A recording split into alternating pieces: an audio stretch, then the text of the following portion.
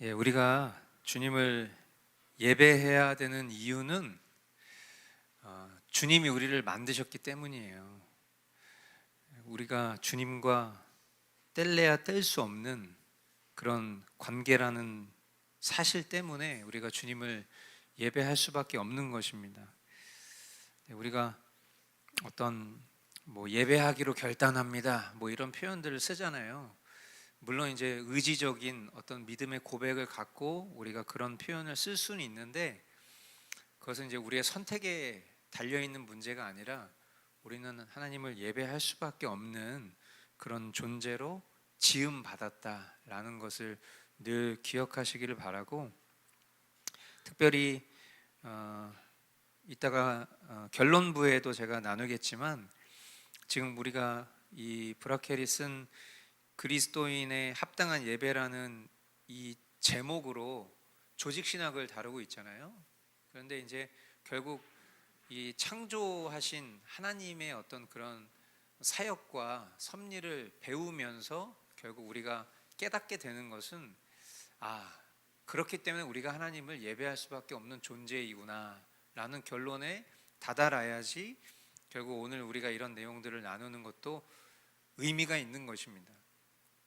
우리가 이것을 지식적으로 알고 하나님이 이렇게 창조하셨지, 다 알고 있는 거 한번 정리하는 거지, 이렇게 생각하고 돌아가면 우리는 진짜 불쌍한 사람 되는 거고, 우리가 이 내용들을 통해서 결국 그 모든 영광, 모든 예배 받기에 합당하신 분이 이 창조의 하나님이시구나 라는 것들을 마음속으로 깨달을 수 있을 때 비로소 오늘 우리가 이것을 배운 그 목적을 달성하는 것이다. 그렇게 여러분들이 꼭 그런 목표를 갖고 오늘 함께 나누고 또 듣는 시간 될 수 있기를 바랍니다. 자, 이제 오늘 이제 8장 세상의 창조에 대해서 같이 보도록 하겠습니다. 먼저 창조의 정의를 볼 텐데요. 이 책에서는 이 창조의 정의를 어떤 식으로 표현을 하고 있는가를 보니까, 일단은 창조라는 어떤 이 표현, 일반적인 표현 속에서 우리가 해석해 볼 수 있는 그런 네 가지 관점으로 이 창조를 정의를 하고 있습니다. 그래서 이 창조하다, to create 라는 이 동사가 되게 여러 의미로 사용되고 있는데, 먼저 첫 번째는 일반적인 하나님의 통치 행위로 그렇게 정의해 내릴 수 있다는 것이죠.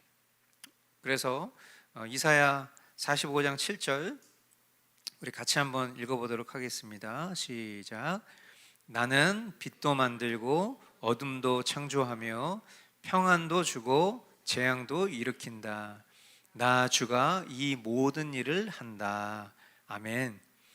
그래서 이 창조한다라는 것은 하나님의 통치 행위를 가리키는 표현으로도 사용될 수 있다. 그리고 두 번째, 하나님의 특별한 역사적 행위를 뜻할 수도 있다. 그래서 예레미야 31장 22절 말씀에 보면, 너 방종한 딸아, 네가 언제까지 방황하겠느냐? 주님께서 이 땅에 새 것을 창조하셨으니 그것은 곧 여자가 남자를 낳는 것이다. 그래서 결국 하나님의 어떤 특별한 섭리적, 그 주도적 그 행위들을 표현할 때에도 창조라는 단어를 쓰고 있다. 그리고 세 번째, 회심, 컨버전이죠. 이 회심, 결국 우리가 뭔가 회심했다 이렇게 표현할 때 사실은 그 회심했다라는 표현도 항상 우리가 수동태, 능동태 이런 표현들로 그 주체를 정확하게 가리키면서 어떤 문장을 만들잖아요. 그러니까 회심이라는 것은 내가 하는 게 아니에요. 하나님께서 우리로 하여금 마음을 회심, 컨버팅, 돌이킬 수 있도록 해주시는 그 주체가 되신다라는 것입니다. 그러니까 그것을 우리는 이 구원의 서정에서 중생이라고 표현하는 것이고, 또 그런 중생한 우리의 삶의 나날을 주님께서 갱신해 주고 계신다라고 했을 때에 그 과정 속에서 이루어지는 일 또한 창조적 의미로 표현하고 있다. 그래서 시편 51편 10절에 보면 하나님 내 속에 깨끗한 마음을 창조하여 주시고 내 속을 견고한 심령으로 새롭게 하여 주십시오. 이런 말씀은 우리가 아침에 일어나서 좀 기도할 때 이런 말씀들을 묵상하면 너무 좋겠다라는 생각이 듭니다. 내 속에 깨끗한 마음을 창조하여 주시고 내 속을 견고한 심령으로 새롭게 하여 주십시오. 주님이 이 일을 주도하시지 않으면 우리는 중생한 신자라 할지라도 거듭난 신자처럼 절대 살 수 없는 그런 전적으로 타락하고 부패한 존재라는 것을 또 이 말씀, 이 시편 기자의 고백을 통해서도 우리가 다시 한번 깨달을 수 있고 또 이렇게 간구해야 될 줄 믿습니다. 자, 이제 네 번째, 이게 이제 결국 우리가 보편적으로 사용하는 이 창조하다라는 단어에서 우리가 볼 수 있는 의미죠. 물질의 생성, 무로부터의 창조입니다. 창세기 1장 1절에 보면 우리가 너무나도 잘 아는 말씀이죠. 태초에 하나님이 천지를 창조하셨다. 그럼 결국 이 말씀 자체가 뭡니까? 아무것도 없는 상태에서 만물을 지으셨다라는 것이죠. 오늘날에는 그냥 정말 글쎄 저는 시간이 흐르면 흐를수록 진짜 우리가 살아가는 세상 속에 이전에는 본 적도 없고 들은 적도 없고 경험한 적도 없는 그런 별하별 이념과 별하별 그런 사상들이 진짜 만연한 시대를 우리가 살아가고 있구나라는 것을 정말 뼈저리게 느끼면서 특별히 그 시야의 폭을 조금 우리가 믿고 신앙하는 이 기독교 안으로 들여다봐도 이 기독교 안에도 이 창조에 대한 정말 말도 되지 않는 그런 수많은 신학적인 가설들이 마치 보편적인 이론처럼 그렇게 자리 잡고 있는 모습들을 볼 때면 참 비통한 마음이 듭니다. 왜냐하면 지금 우리가 말하고 있는 이 창조에 대해서도 우리는 6일 창조 그리고 하루를 쉬신 이 하나님 창조의 그 시간을 그대로 우리는 믿고 받아들이는 사람들이지만 오늘날의 신학교에서도 그것은 다양한 창조의 여러 가지 이론 중에 하나라고 이야기하지 그것을 당연하고 보편적인 그런 학문으로 가르치고 있지 않습니다. 그러니까 왜 그러냐를 생각해 보면 모든 게 다 그렇지만 인간은 자기가 중심이 돼야 돼요. 그냥 그것은 우리가 살아가는 삶에서도 여실히 드러나지 않아요? 저는 제가 굉장히 관대하고 굉장히 제가 뭔가 다른 사람을 배려하고 이타적이고 그런 사람이라고 저는 생각하지 않아요. 그런 모습이 제 삶에서 드러날 때도 있지만 본성 자체가 이기적이라는 것을 제가 그걸 동의하는 게 아니라 성경이 저를 그렇게 말하고 있고 하나님이 저를 그렇게 말씀하셨기 때문에 그것을 겸손하게 받아들이고 어떻게 하면 그것을 성화의 과정 속에서 개선하고 극복할 수 있을지에 대한 간구를 드리고 노력을 하는 것뿐이지 본성 자체는 너무나도 이기적이에요. 그 이기적이라는 것을 인정하지 않고 자꾸만 자기가 주도적인 무언가를 하려고 하다 보니까 결국 하나님의 창조를 내 인간이 가지고 있는 지식 수준에서 지성 안에서 그것을 헤아리고 이해하려고 하는데 그게 이해가 안 되거든요. 그러니까 그 안에 다른 심의를 자기가 뭔가 되게 깊은 뜻을 갖고 있다라는 그런 심의를 통해서 상상력을 이끌어내다 보니까 그 상상력이 되게 뭔가 합리적이고 합당한 것처럼 보여지는 지점이 있고 그런 지점을 인간들이 공통적으로 생각해낸 공통적인 어떤 그런 학문으로 그것을 딱 집대성하는 순간 사람들이 그것에 대해서 열광을 하죠. 왜? 인간이 가지고 있는 본성 그러니까 하나님을 기본적으로 인정하고 싶지 않은 것이 죄성이기 때문에 하나님이 말씀으로 천지를 창조하셨다. 6일 걸릴 필요도 없어요. 그런데 하나님께서 그 질서 안에서 그 날 속에서 매일 하루하루 무엇을 창조하셨는지를 말씀하시는 그 말씀을 어떻게 해서든지 훼손하고 싶은 게 인간의 본성이에요. 근데 더 웃긴 건 뭐냐면 그것을 훼손하는 사람들이 불신자라면 그럴 수 있는데 신자이면서도 그것을 훼손하는 것을 더 좋아하고 동의한다는 거죠. 그러면서도 자기 자신은 신자라고 말하기 때문에 이게 진짜 굉장히 무질서한 형태인 거예요. 하나님이 바라보셨을 때는.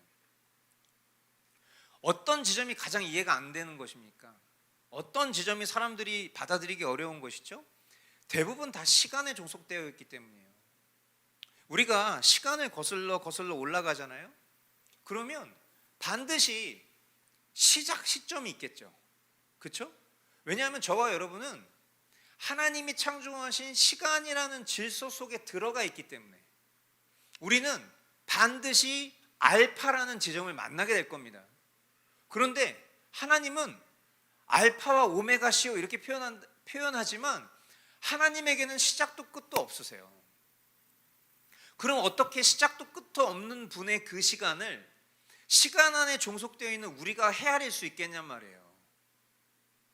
우리가 어떤 신적 존재를 믿는다라고 할 때는 기본적으로 그 사람이 어떤 이성적으로 자신의 믿음을 객관적으로 본다면 우리가 신적 존재를 믿는 이유가 뭡니까? 우리 자신의 한계를 알기 때문이에요. 나 자신의 한계뿐만 아니라 보편적인 인간의 한계를 알기 때문이라고. 제가 불신자들하고 만나서 대화를 하다 보면 어제도 제가 어떤 분하고 한 40분 50분 이렇게 얘기를 하다가 처음에 뭐 다른 얘기 하다가 이제 이런 어떤 신앙적인 얘기로 이렇게 전환을 하게 됐어요.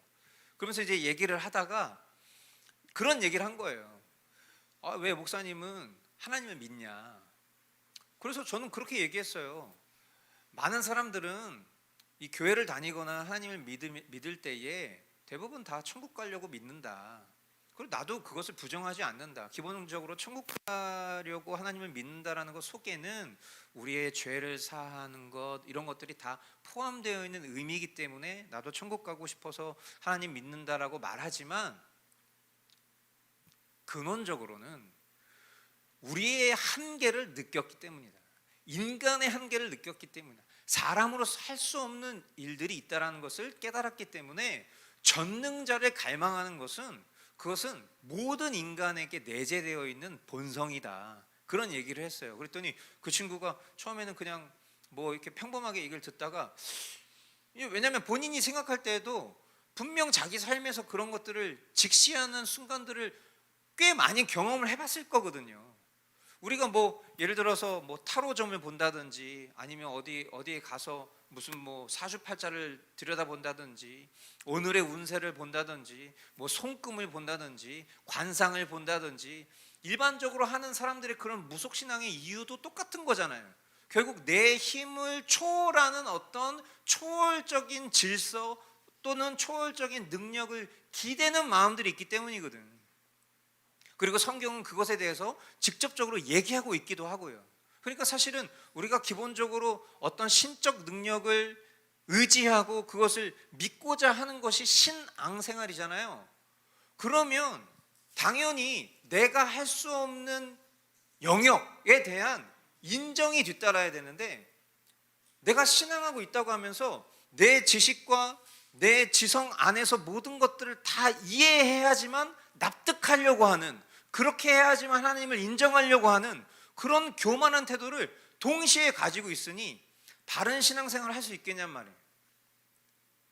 하물며 이런 신학을 가르치는 사람도 이런 기본적인 토대 위에서 성도들에게 그것을 가르치고 또는 신학생들에게 그것을 가르치고 하나님을 인정하는 것으로부터 모든 신학이 출발해야 되는데 하나님을 인정하는 것으로 출발하는 것이 아니라 어떻게 해서든지 내가 하나님을 다 깨달아 알고자 하는 내 지식 밑에 하나님을 두려고 하는 그런 교만한 마음, 그걸 교만한 마음이 있다는 것을 표현하지는 않겠죠. 그러나 그런 교만한 마음이 기저에 깔려 있는 거예요.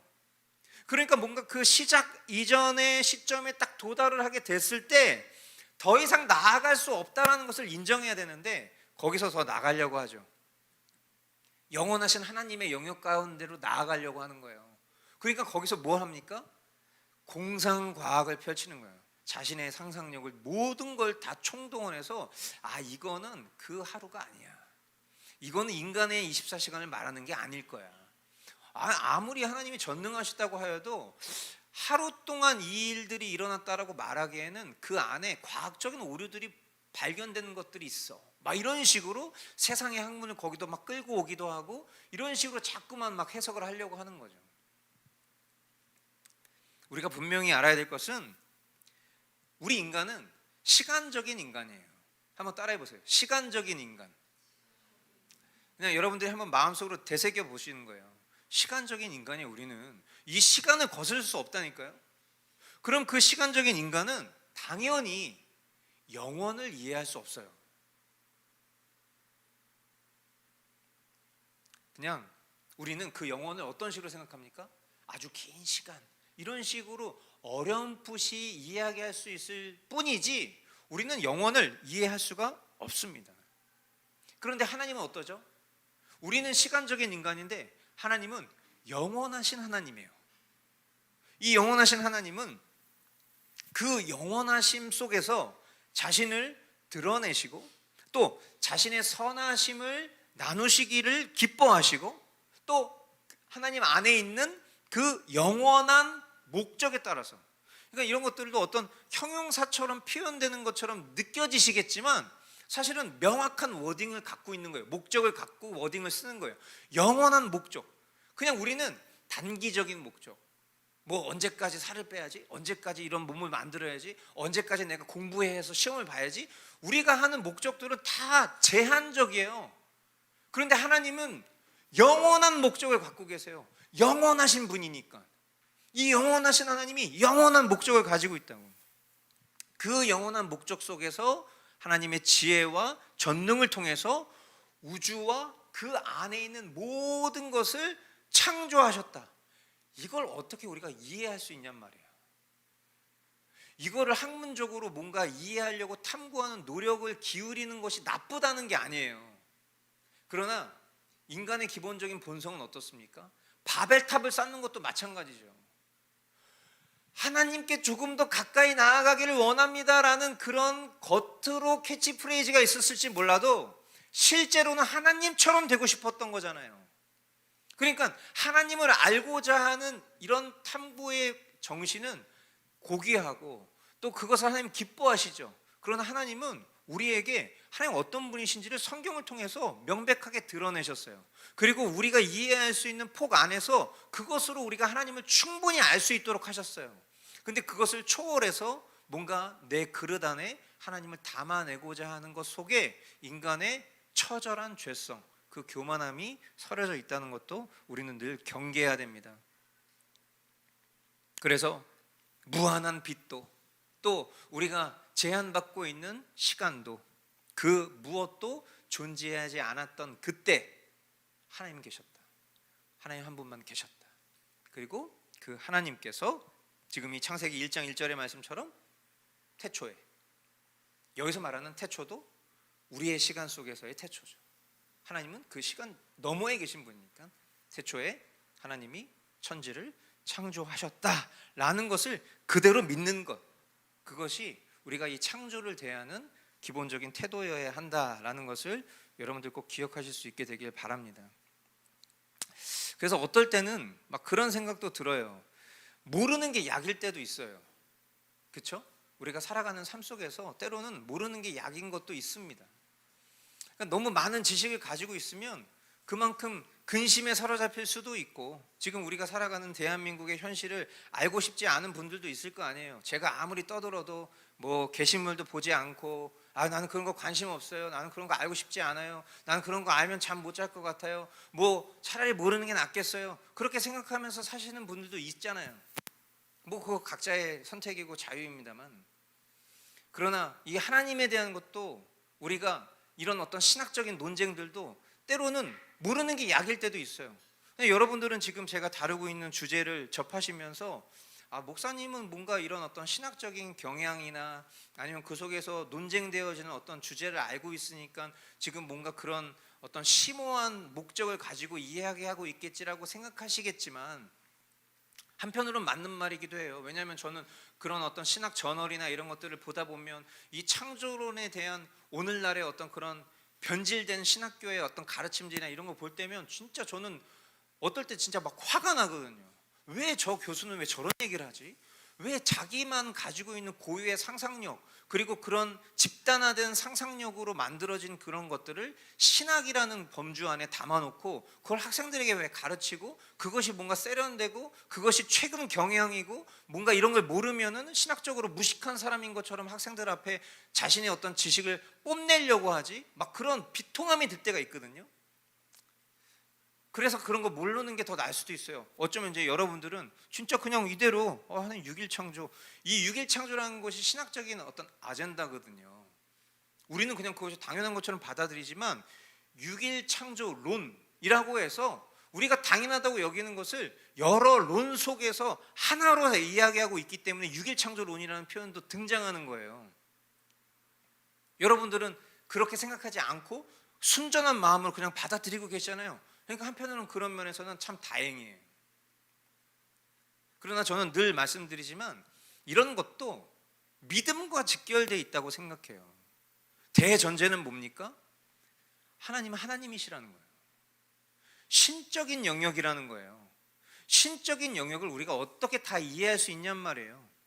하나님이 그렇게 말씀하셨으면 신적인 영역 속에서 그 일들이 그렇게 이루어진 것이구나 라고 그것을 순전하게 받아들일 수 있는 게 복되다 라는 말씀을 드리고 싶습니다. 다음 페이지로 넘어가셔서 창조, 삼위일체 하나님의 사역이다, 이제 이 주제의 내용인데요.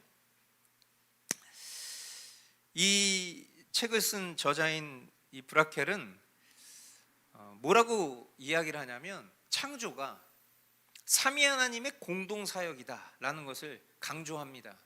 뭐 브라켈의 주장은 아니죠. 사실은 이것은 당연히 보편 타당하고 진리에 가까운 표현이 맞습니다. 삼위 하나님의 공동 사역이 맞죠.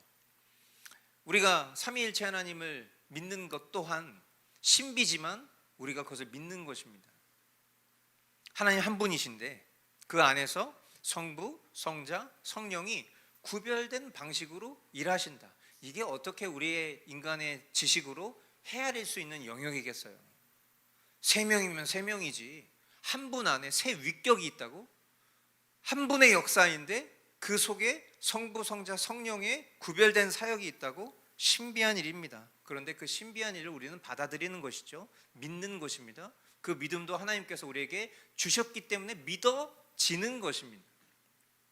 그런데 그 삼위의 하나님이 어떤 일들을 하시냐 보니까 성부는 모든 일을 계획하신 분이다. 성부의 역할은 계획자시죠. 모든 일을 계획하시는 거예요. 성자는 어떤 일을 합니까? 말씀으로 세상을 지으신 분이다. 자, 그러니까 우리가 보통 이 땅을 창조하신 분 이렇게 표현했을 때 당연히 삼위일체 하나님 이것이 정답이지만 그 삼위의 하나님 속에서 세 위격 성부, 성자, 성령이 계신데 이 세상을 창조하신 그 주도적인 일을 누가 하셨냐라고 했을 때 성경적으로 대답할 때는 성자 하나님이 하셨다라고 말하는 게 보다 더 정답에 가깝겠죠. 왜 그렇습니까? 요한복음 1장 1절로 3절 우리 같이 읽어보겠습니다. 시작.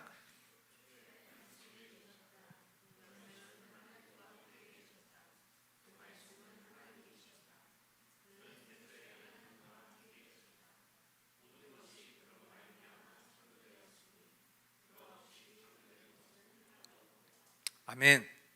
여기서 말하는 말씀, 로고스, 이게 누구예요? 이게 바로 예수님이잖아요.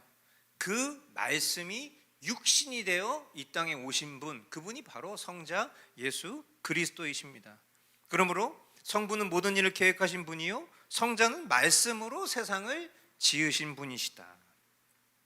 성령님은 어떤 분이시죠? 그 창조된 세계 가운데에서 질서와 생명을 불어넣어 주시는 분이시다.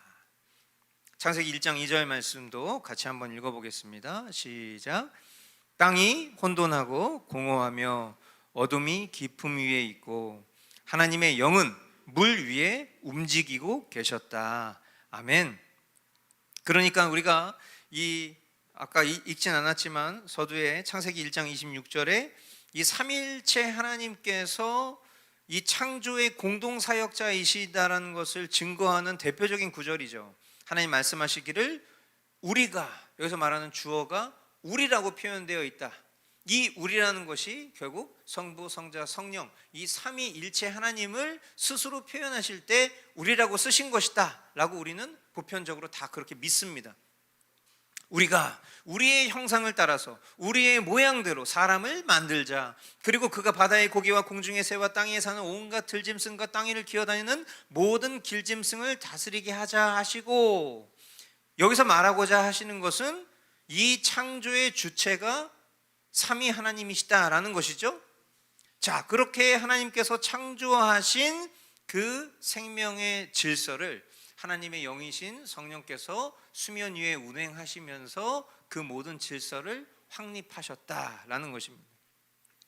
따라서 태초에 하나님이 천지를 창조하셨다라는 선언은 단지 그냥 창조의 시작을 알리는 그런 인사말 같은 것이 아니라 삼위 하나님께서 연합된 사역으로 이 창조를 이루셨다라는 선언으로 우리는 그것을 받아들일 수 있어야 하는 것입니다.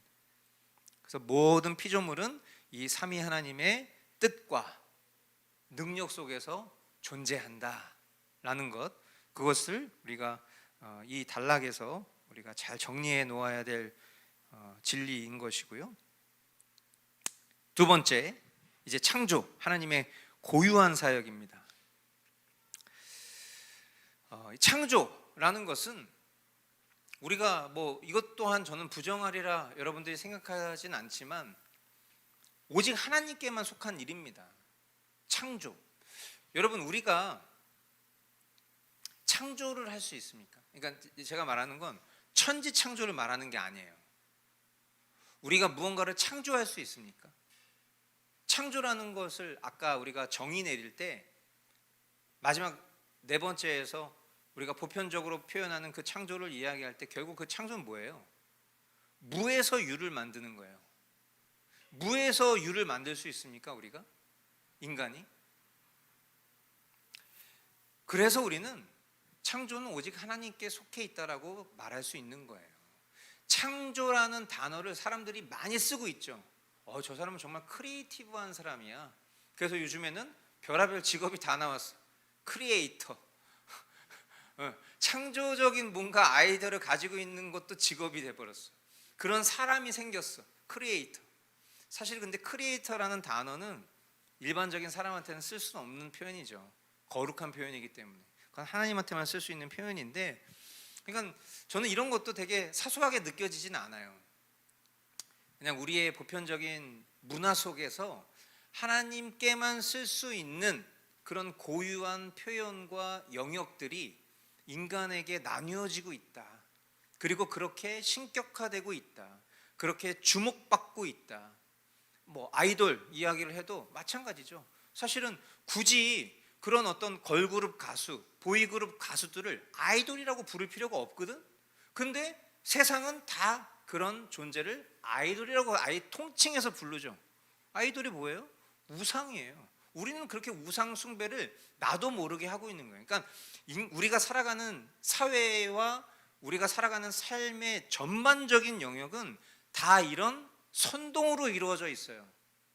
선동의 주체가 사람이지만 그 사람을 지배하고 있는 사탄의 정신과 가치가 우리가 살아가고 있는 삶을 이렇게 많이 선동하고 있어요.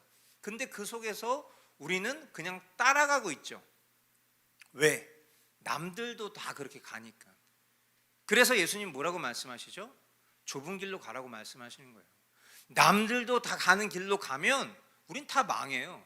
언제까지 남들 눈치 보다가 우리가 먼저 떼야 될 걸음을 계속 뒤로 미룰 겁니까? 절대 그러면 우리는 믿음의 길, 좁은 길 갈 수 없어요. 그러니까 보편적으로 남들이 다 한다고 해서, 다수가 한다고 해서 그것이 옳다라고 생각하는 그 관점을 우리 그리스도인들은 빨리 버려야 돼요. 앞으로 우리가 살아가는 삶 속에서 도래해야 할 수많은 재앙이 있을 겁니다. 그리고 수많은 시험과 환난이 있을 거예요.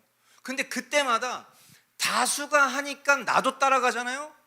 그러면 우리는 진짜 그리스도인으로서 분별력이 없는 존재가 될 수밖에 없어요. 지금부터 우리는 그런 부분에 대한 준비도 해야 된다라고 저는 생각해요. 자, 그래서 다시 본론으로 돌아오면 창조는 오직 하나님께만 속한 일이다. 하나님만이 무로부터 존재를 일으키실 수 있다. 피조물이 할 수 있는 것은 단지 어떤 이미 존재하고 있는 것을 변형하는, 그것을 뭔가 새롭게 바꿔 나아가는 것으로 행할 수는 있지만, 하나님은 존재 자체를 일으키신다. 아주 중요한 것입니다. 하나님은 존재 자체를 일으키시는 분이시다. 하나님은 이 세상을 창조하실 때 하나님께서 창조하시는 그런 어떤 원리와 법칙들을 우리가 곰곰이 들여다보잖아요. 하나님은 세상을 어떤 하나님 자신의 본질로부터 만드신 것이 아닙니다. 가끔 그렇게 생각하시는 분들이 있어요. 그러니까 그것도 상상력이죠. 하나님이 뭔가 하나님 자신의 어떤 본질로부터 이 세상을 만들어내신 것처럼 생각하는 분들이 있어요. 근데 그게 아니라, 왜 그게 아니어야 되냐면 하나님의 본질은 나누어질 수가 없어요. 그러니까 마치 뭔가 하나님의 어떤 그 일부분이 뜯겨나가서 이 세상이 만들어진 것처럼, 이것도 이제 신학의 다양성 속에서 나오는 그런 여러 가지 명제들이라서 여러분들이 굳이 여기까지 제가 이렇게 막 디테일하게 설명하지 않으면 여러분들이 몰라도 되는, 알 필요도 없는 그런 영역이긴 하지만, 실제로 어떤 이런 창조적인 어떤 그런 속성을 이야기할 때 마치 하나님의 본질이 나뉘어진 것처럼 그것을 그렇게 창조로 해석하시는 분들이 있는데, 그렇지 않아요. 왜? 하나님은 본질 자체가 나뉘어질 수가 없기 때문에. 하물며 삼위일체 하나님도 나뉘어지지 않는데 어떻게 하나님의 본질이 나뉘어질 수 있어요? 그럴 수 없다. 그렇게 되는 것이 아니라 하나님은 하나님 밖의 세계를 전적으로 하나님의 뜻과 능력으로 창조하신 것이다. 그러니까 이것도 마찬가지죠. 신적인 영역이에요. 만약에 신이라면 말로 모든 거 할 수 있는 거예요. 말이 아니라 생각으로도 하실 수 있는 거예요. 그냥 눈 하나 깜빡여도 지구가 없어질 수도 있는 거라고. 근데 이런 것 자체를 우리 인간은 인정하고 싶지 않아 한다니까요. 그러니까 하나님의 창조도 무언가 하나님의 희생과 하나님의 섬김과 하나님의 어떤 가치적인 정신 속에서 이루어지는 것처럼 자꾸 그렇게 자신의 이념 안에서 하나님의 창조도 해석하려고 해요. 뭔가 하나님께서 희생하셔서, 뭔가 하나님이 무언가 내어놓으셔서 그것으로 이 고귀한 세상이 펼쳐졌고, 그 고귀한 세상 속에서 창조된 내가 너무나 고귀하고, 뭔가 이런 식으로 자꾸 모든 거를 주도권과 주체를 다 나 무조건 다 나로 끌고 오고 싶어하는 이 인간의 공통된 질서예요. 하나님은 그럴 필요가 없으세요. 그냥 하나님은 모든 것을 전적으로 자신의 뜻과 능력으로 창조하실 수 있는 충분한 분이에요. 그런 분을 우리가 믿고 있는 거예요. 거기에 우리의 프라이드가 있는 거지, 어느 정도 결함이 있거나 어느 정도 내 뜻으로 주도할 수 있는 그런 신을 우리가 굳이 믿을 이유가 뭐가 있습니까? 그리고 그렇게 해서 우리에게 무슨 프라이드가 있습니까? 우리가 하나님께 영광 돌릴 이유가 뭐 있냐고. 그런 하나님이라면. 성경은 명백하게 하나님 말씀하실 때 피조물은 존재하게 되었다. 그리고 하나님의 명령에 따라서 그 모든 피조 세계는 질서를 이루게 되었다.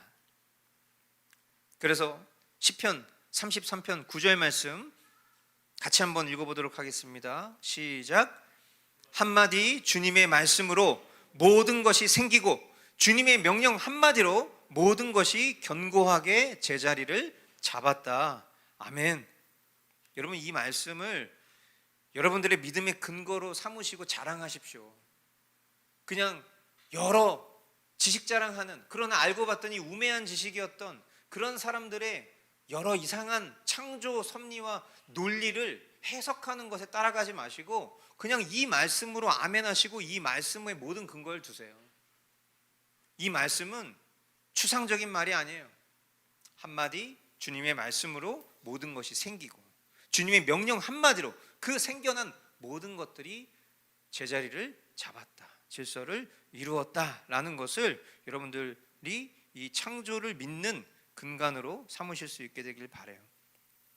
그래서 이 창조의 사역은 하나님의 전능과 지혜의 계시이며 또 그 목적, 창조의 목적이 뭐냐? 갑자기 이걸 제가 여러분들에게 질문하고 싶은데요. 창조의 목적이 뭐예요?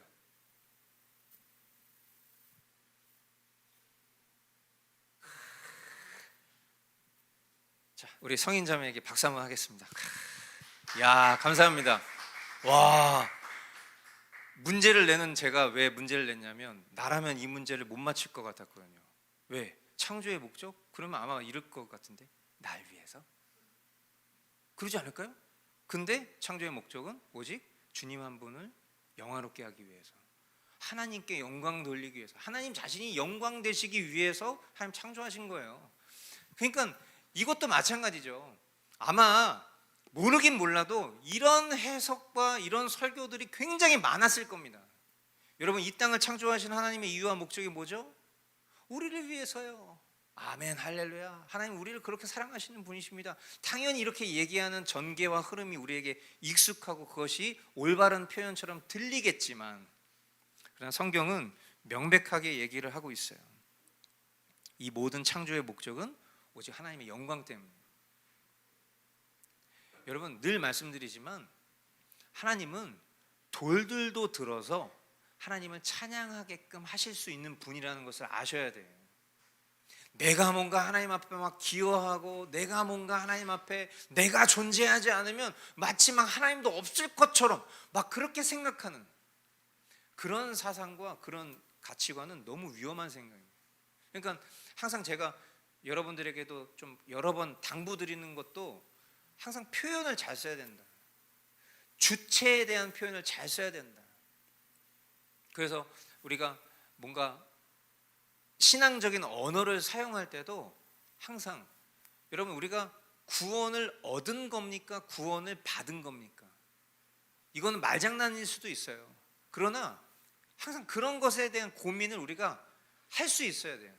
그러니까 제가 우리 자녀들을 이제 홈스쿨 할 때 뭐 제가 막 하는 거 거의 없어요. 우리 거의 엄마가 이제 주도적으로 하고 아이들이 또 주도적으로 열심히 잘 하고 있는데, 우리가 이제 언어적인 영역을 다룰 때에는 아이들한테 그냥 그렇게 얘기해요. 그냥 너네들은 머스트 라이프만 전심으로 해. 그러니까 국어에 대한 것은 다른 거 할 거 없어. 머스트 라이프만 전심으로 해도 충분하다고 생각해. 그런 얘기를 계속해요. 그래서 제가 우리 하준이한테는 예전에 너 머스트 라이프 다 썼잖아. 그러면 맞춤법 맞았는지 띄어쓰기 잘 됐는지 그런 거 한번 확인해봐. 그러니까 내가 말씀과 기도를 했지만 그것을 표현하는 과정 속에서 내가 일반적으로 사용하는 그런 표현 속에서 맞춤법은 잘 알고 있는지를, 그런 과정들을 통해서 배우는 것도 홈스쿨의 전 이점이라고 생각하거든요. 그리고 항상 그 표현들 속에서 내가 이 표현을 합당하게 쓰고 있는 것이 맞는지에 대해서 계속 돌아보기를 권고하는 거예요. 그러니까 항상 어떤 신앙의 언어 속에서도 내가 이것을 진지하게 하나님께 대하듯 하나님이 나에게 주신 그런 마음들을 잘 분별하면서 이런 고백들을 쓰고 있는지에 대한 훈련이 되는 것도 우리가 하나님을 어떻게 경외함으로 대하는지에 대한 과정 속에서 충분한 훈련이 될 수 있다는 것을 여러분들이 간과하시지 않았으면 좋겠어요. 그러니까 제가 이제 우리 자녀를 예를 들어서 예림이를 예를 들면, 예림이가 이제 머스트 라이프를 매일 하잖아요. 매일 하는 게 중요한 게 아니에요. 그것을 진실되게 하는 게 중요한 거지. 그러면 이 아이가 이 자신의 고백이 성숙하려면 어떻게 되죠? 스스로 성숙되는 게 아니라 엄마와 아빠가 옆에서 그것을 가르쳐 줘야 돼요. 아이다운 표현을 가로막자는 게 아니라 그 속에서 참된 언어와 참된 고백을 할 수 있도록 그것을 옆에서 지도해 줘야 된다는 거예요. 예배를 드리는 태도도 마찬가지죠.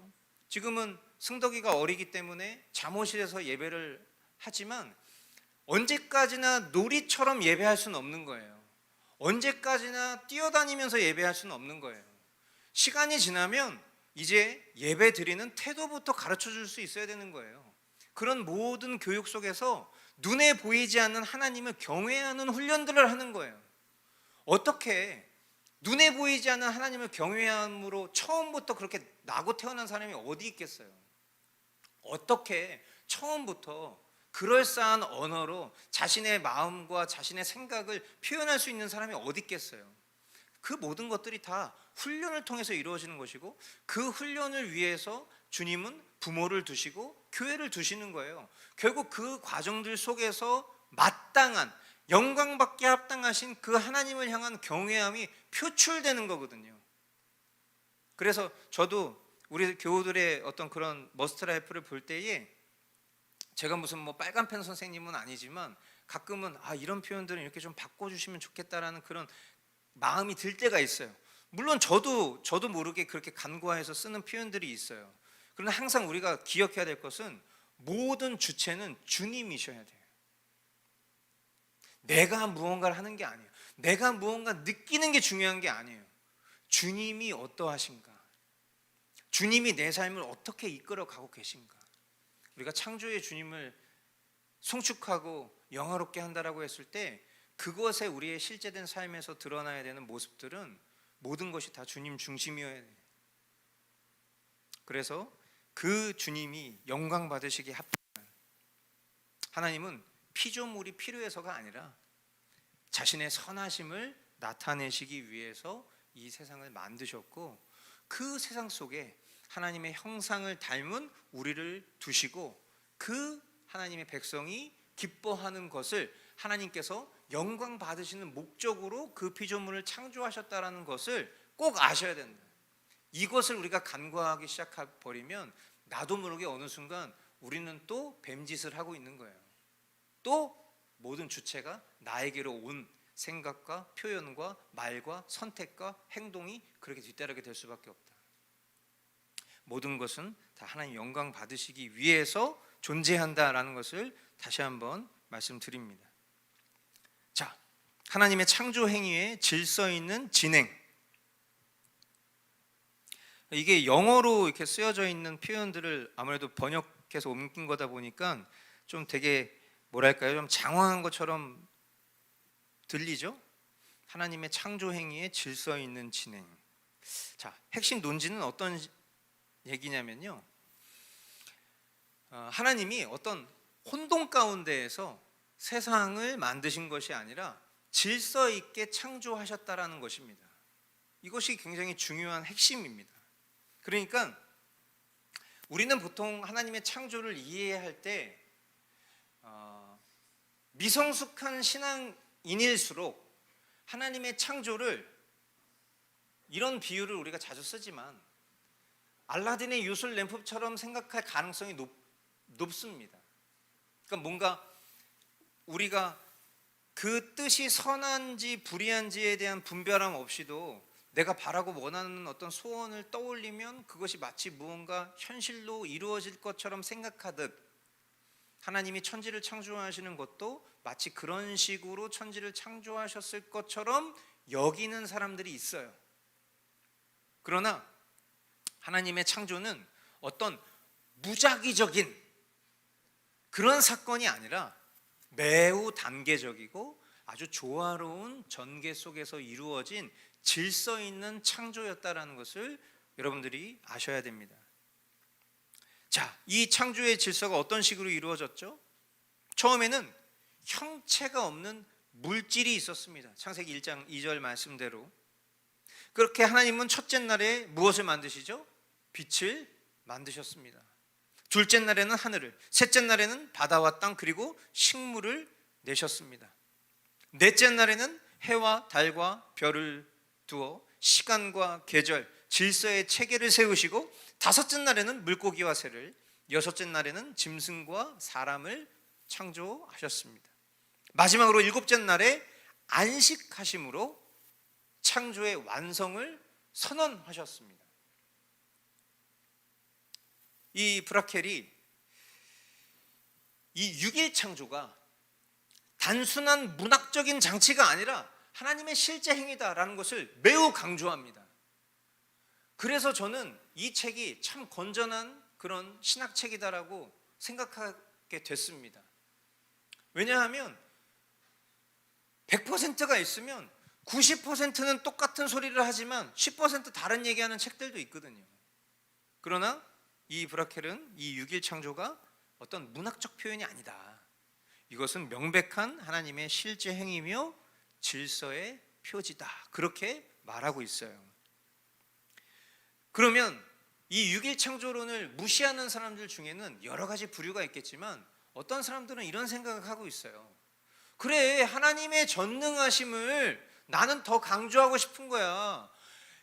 한순간에 모든 걸 지을 수 있는 분이 왜 굳이 6일 동안 창조하셨을까?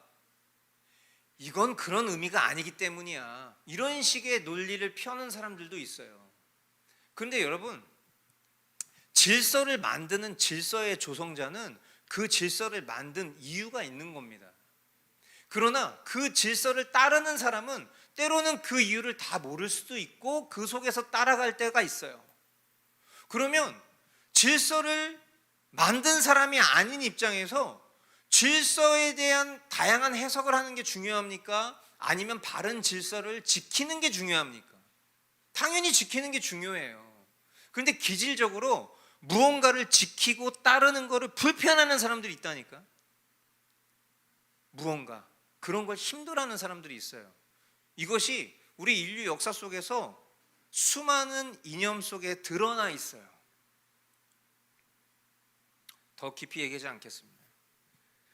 우리 보수주의자들은 보수, 말 그대로 질서가 있으면 그 질서를 따르는 것을 굉장히 중요한 가치로 생각하는 사람들이에요. 하나님께서 이렇게 말씀하셨다. 근데 내가 이해되지 않는 영역이 있다 할지라도 하나님께서 말씀하시면 그대로 순종하려고 애쓰는 사람들인 거예요. 그러나 그 기준이 내가 생각하는 질서에 부합하지 않을 때 그때 어떤 선택을 하냐면 자꾸만 다른 관점, 다른 해석, 다른 방식을 추구하려고 하는 거예요. 그런 사람들이 집단 지성으로 모이게 됐을 때 그것도 부류가 생기는 거예요. 그래서 그런 부류를 뭐라고 표현합니까? 진보라고 표현하는 거예요. 그러니까 진보라는 의미가 무언가 develop, 발전한다라는 의미가 아니라 진보, 한 발짝 더 나아가는 거예요. 여기에 머무르는 게 아니라 한 발짝 더 나아가려고 하는 사상과 이념이 그 안에 있는 거예요. 그런 관점이 아주 밑바탕에서부터 모든 것들을 바라보는 관점의 시작이 되는 겁니다. 그러니까 참된 기독교인이라면 항상 우리는 우리 자신을 겸비하고 낮추고 회개할 수 있는 그런 본질이 있어야 돼. 그러면 이것도 마찬가지예요. 이 6일 창조는 하나님의 전능성을 과대평가하든 또는 과소평가하든 그런 것과 상관없이 성경이 말하고 있는 그 기준대로 가자. 하나님의 질서는 6일을 두셨다. 그 하루하루 동안 하나님께서는 이와 같은 피조세계를 만드셨다. 그 뜻과 그 순서는 하나님 안에 있는 것이다. 그거 우리는 그대로 믿고 따라야 된다. 그렇게 가는 거예요. 그 속에 하나님의 지혜와 능력을 점진적으로 나타내셨다라는 것을 그대로 수락하는 것입니다. 그리고 우리의 그 모든 수락의 안정감은 어디로부터 오는 거죠? 하나님께서 그 모든 것을 다 창조하시고 나서 그것을 보시고 심히 좋으셨다. 하나님, 그 모든 질서를 만드신 창조주가 모든 것을 하나님의 뜻대로 이루신 후에 좋았다. 아, 훌륭해. 라고 하나님께서 그렇게 땅땅땅 결정 내리셨으면 우리는 이것이 하나님 보시기에 가장 좋은 거고 그것을 그대로 수락하면 되는 거예요. 이것을 미련하거나 무능한 것으로 이해하고 해석하려고 하는 시도가 그게 바로 죄성의 근원이다라는 것을 거듭 강조드립니다.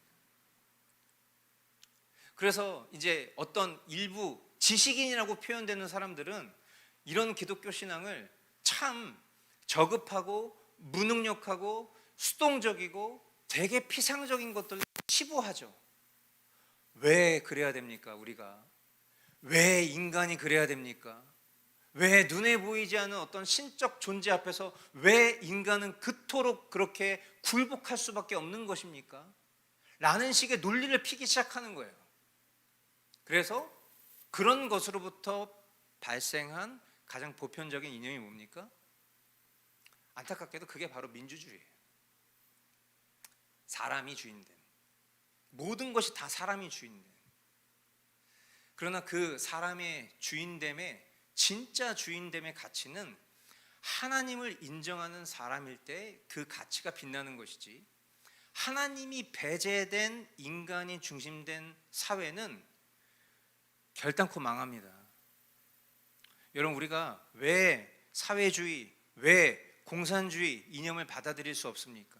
왜 사회주의 정책과 공산주의 이념을 체계화하려고 하는 정당을 지지할 수 없습니까? 그것은 이념적 갈등 때문이 아니에요. 그 사람들의 끝자락에는 하나님을 인정하지 않기 때문이에요. 이것이 어떤 표리적인 헤게몬이라고 여러분들 생각하시면 안 돼요. 단순히 미국과 중국의 어떤 그런 강대국 속에서 우리가 어떤 편에 서야 될지 자리 잡는 그런 눈치 게임으로 생각하시면 안 되는 거예요. 우리가 싸우고자 하는 가치가 한 방향을 향해 나아가고 있는데, 그 한 방향은 하나님을 인정할 것이냐 아니면 하나님의 존재를 부정할 것이냐 라는 그 가장 끝자락에 머물러 있기 때문에 우리는 그 과정 속에서 우리가 선택해야 될 그 갈림길을 선택하는 거예요. 여러분, 전 세계의 수많은 지도자들을 보십시오. 민주주의를 그토록 외치는 사람들을 보시라고요. 참된 민주주의의 가치는 자유민주주의예요. 하나님께서 부여하신 그 자유라는, 그 하나님 안에 머물렀을 때 진정으로 누릴 수 있는 그 자유의 가치를 주도하고자 하는 그런 의미인 것이죠. 그러나 인민민주주의를 속으로 담고 있지만 겉으로는 민주주의를 표방하는 사람들이 늘 똑같이 하는 말이 뭔지 알아요? 사람이 먼저다, 사람이 미래다, 이런 말만 하는 거예요. 근데 보면 모든 부정부패는 그 안에 다 있어요. 여러분, 지금 지난주에 우리 서울 경기 지역의 모든 부동산이 이제 다 규제 당했습니다. 앞으로 집을 살려면 대출을 40% 이상 받지를 못해요. 한마디로 현금을 갖고 있지 않으면 집을 살 수 없을 뿐만 아니라 정부의 허가를 받아야 돼요. 살면서 여러분들이 그런 삶을 살아본 적이 있으십니까? 내가 집을 사야 되는데 정부의 허가를 받아야 돼요. 근데 놀랍게도 우리 각 부처에 있는 장관들 10명이 지금 그 모든 규제된 곳에 자신의 집을 소유하고 있는 사람이에요. 그 누구보다 민주주의를 표방한다라는 정부와 가치에서 그런 일을 하고 있는데, 놀랍게도 이런 모습은 어디랑 똑같습니까? 중국이랑 똑같아요. 일당 체제인 공산당하고 모습이 똑같다고.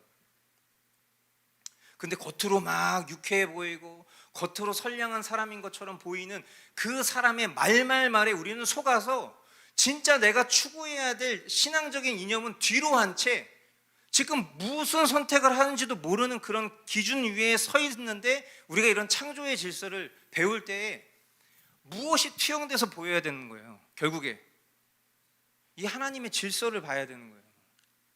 근데 그 하나님의 질서 우리 제대로 분별하지 못해요. 왜? 그 속에 내가 중심이고 내가 주인이기 때문에 모든 것을 해석하는 것도 내 기준대로 해야지 만족이 되니까 결국 그런 사람들이 모이는 거예요. 그리고 그런 사람들의 시선에서 미련해 보이고 무능력해 보이고 무가치해 보이는 사람이지만, 그러나 하나님이 그렇게 말씀하셨기 때문에 그 길을 나는 순종하면서 순응하면서 가겠다. 왜? 그것이 무능력해서가 아니라 하나님 보시기에 가장 좋은 것이기 때문에 그 질서를 따르겠다라고 하는 사람과 부류가 이렇게 나뉘어지는 거예요. 이 세상을 이분법적인 모습으로 바라보는 것은 결코 건강한 것은 아니지만, 제가 말씀드리지만 영적으로는 이분법적이에요. 하나님 편에 선 자와 하나님 편에 서지 않은 사람, 오른쪽에 선 사람, 왼편에 선 사람, 양과 염소, 달란트를 불린 사람, 달란트를 묻어놓은 사람, 항상 이 세상의 영적인 질서는 이분법적이에요. 그래서 여러분, 분명한 선택을 하지 않으면 우리는 절대로 바른 길을 걸을 수가 없어요. 우리가 살아가는 모든 이념과 가치는 우리가 믿는 복음 안에 다 담겨져 있는 거예요. 그렇기 때문에 내가 바른 복음을 믿고 바른 복음을 실제로 살아가는 사람이라면 반드시 그 삶 속에서 바른 열매의 편에 설 수밖에 없어요. 그래서 제가 계속 말씀드리지만 여러분, 듣기 싫으셔도 들으셔야 돼요. 제가 정당 지지하라고 얘기하는 게 아니잖아요. 제가 국민의힘 당원대라고 얘기하는 거 아니잖아요. 여러분, 저는 국민의힘이 잘하고 있다고 생각하지 않아요. 더불어민주당이 잘하고 있다고 생각하지도 않아요. 우리가 서야 될 자리는 하나님의 이 가치를 우리가 바르게 보수할 수 있는 자리에 서자는 얘기를 하고 있어요. 계속해서. 그리고 지금 우리가 살아가고 있는 현실이 안타깝게도 이런 사회주의와 공산주의, 세상이 어느 때인데 지금 공산주의와 사회주의 얘기에 여러분 지금 전 세계가 난리예요. 제발 시선을 열어서 다른 나라를 한번 보시라고. 그 다른 나라의 현재의 모습과 지금 우리의 현재의 모습이 얼마나 맞닿아 있는지를 한번 느껴보시라고. 이게 제가 지난번에 교회 비전 이야기할 때, 목회 비전 얘기할 때도 나눴지만, 결국 마지막이 되면 예수님 믿는 것 때문에 우리가 모든 민족에게로부터 미움을 받는 그런 형태적 구조가 띄어지려면 전체주의화 될 수밖에 없어요. 우리가 일반적으로 살아가면서 누가 내가 예수 믿는다고 누가 핍박을 합니까? 그런 일은 생기지 않을 것 같지만 모든 민족에게부터 미움을 당할 수밖에 없는 구조는 전체주의화 될 수밖에 없다고요. 그래서 제가 중국에서 보냈던 6년, 7년이라는 세월을 여러분들에게 소개하면서 삼자교회와 지하교회를, 가정교회를 함께 소개했었던 이유도 그와 같은 거예요. 결국 그 속에 우리의 미래를 들여다볼 수 있는 기준이 있어요.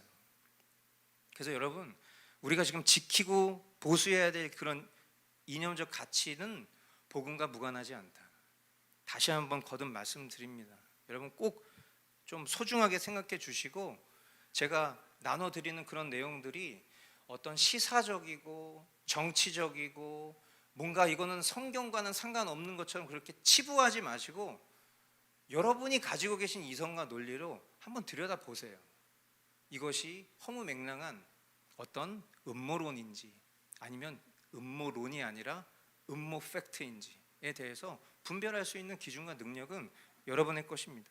그러나 저는 제가 이 강단에서 복음을 전하고 말하는 것과 동시에 제가 말하고 있는 것들이 이 복음과 무관한 것이 아니라는 확신으로 말씀을 드리는 것이기 때문에 여러분들이 그것에 대해서 잘 이해하고 받아들이시면 감사하겠고, 시간이 다소 걸리더라도 저는 계속 인내하고 기도하면서 나누게 될 것입니다.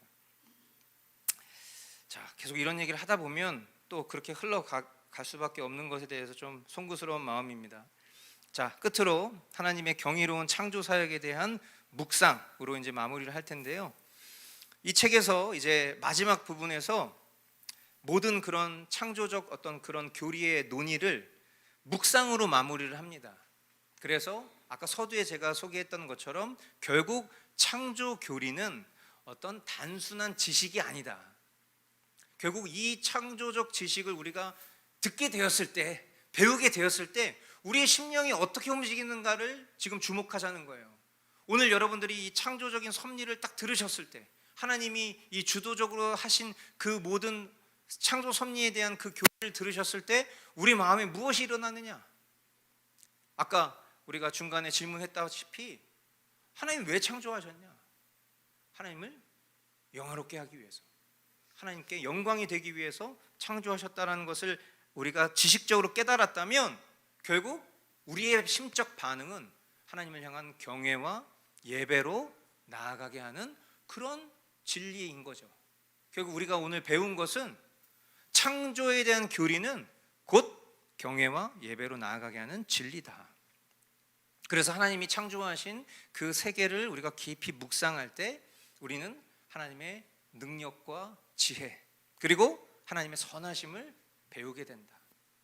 그리고 자연의 어떤 질서라든지, 그리고 자연의 그런 아름다움이라든지, 하늘의 어떤 별들과 또 이런 계절의 변화들을 통해서 우리는 하나님을 그런 증거하는 그런 설교자들이 될 수 있는 거죠. 저와 여러분들이 이런 하나님이 창조하신 창조 세계를 통해서 우리가 하나님을 전하는 그런 설교자된 삶, 복음의 증인된 삶을 살아갈 수 있게 되는 겁니다. 그래서 시편 8편에 이런 고백이 있습니다. 제가 지명강에서는 실지는 않았는데요. 주의 손가락으로 만드신 주의 하늘과 달과 별을 내가 보니 사람이 무엇이간데 주께서 그를 생각하시나이까. 아멘. 피조물의 이 경이로움을 묵상하는 것, 그것이 곧 하나님을 향한 우리의 찬양과 경배의 시작이다. 그래서 저는 이제 요즘에 매일 공복으로 아침에 이 만석공원을 5km를 이렇게 뛰는데, 그 계절이 계속 바뀌면서 그 공원 호수의 그 빛, 우리 하연이가 그 윤술을 되게 좋아하거든요.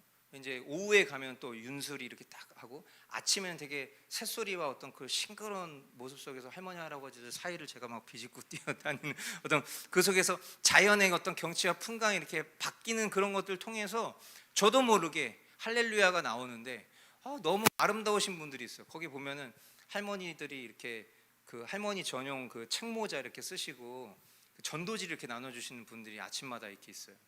그럼 제가 이제 그거를, 나는 이제 손이 뭐가 있으면 안 되니까 받을 수는 없는데 주시면 할렐루야 이러고 이제 간다고요. 그럼 이제 옆에 있는 애가 막 이러는데 같이 화답하는 거예요. 할렐루야. 거기서 그 복음을 전하는 그 발걸음이 얼마나 아름답습니까? 여러분들도 마찬가지예요. 우리가 살아가는 일상 속에서 이런 어떤 하나님께서 창조하신 피조세계의 질서를 맛보아 알고 그 속에서 참된 예배가 시작이 되는 거예요. 그래서 하나님의 창조를 깊이 생각하는 사람만이, 깊이 묵상할 수 있는 사람만이 하나님의 섭리와 또 구원의 은혜를 깨달을 수 있다. 그래서 우리가 이런 창조 교리를 배우는 이유도 결국은 우리를 구원하신 그 하나님의 구원의 은혜를 더 깊이 묵상하고 그것을 통해서 하나님을 예배하기 위함으로 이것을 우리가 배우는 것이고, 이 브라켈이 너무나도 그것을 잘 담아낸 표현으로 이 신학책을 그리스도인의 합당한 예배라고 표현한 것은 정말 주님의 한 수였다, 그런 마음이 듭니다. 결론, 창조는 삼위 하나님의 연합된 사역이다. 그리고 하나님만이 무로부터 유를 존재케 하실 수 있는 분이시며 창조의 목적은 오직 하나님의 영광이다. 우리가 살아가고 있는 이 모든 세상은 하나님께서 정하신 질서 속에서 지어졌으며 인간은 그 창조의 정점으로 하나님의 형상을 지니고 있다. 그리고 이 창조의 경이로움을 묵상하는 것이 결국 우리 신앙의 깊은 예배로 나아갈 수 있게 하는 원동력이다. 그렇게 결론 내릴 수 있겠습니다. 자, 그래서 오늘 준비한 내용은 여기까지고요. 질문 있으시면 질문 받도록 하겠습니다.